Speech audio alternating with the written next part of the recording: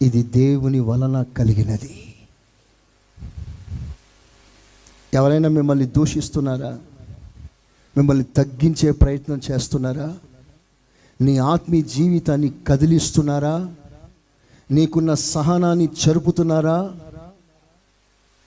దేవుని మీద అపారమైన విశ్వాసాన్ని చెరిపేస్తున్నారా? అలాంటి వారు మీ ముందు లేస్తున్నారా?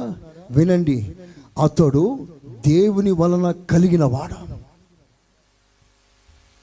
అతని మీదకి వెళ్ళకండి, అతనితో పోట్లాడకండి.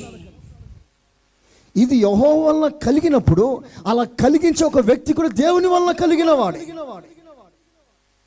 ఎంతమందికి అర్థమైంది? చేతులెత్తి ఆమేనండి. నీకు ఒక బాధ వచ్చింది, అది యెహోవా వలన కలిగింది నమ్ముతున్నావు. మరి దాన్ని కలిగించిన వారు ఎవరు? దేవుడు నియమించిన ఏజెంట్.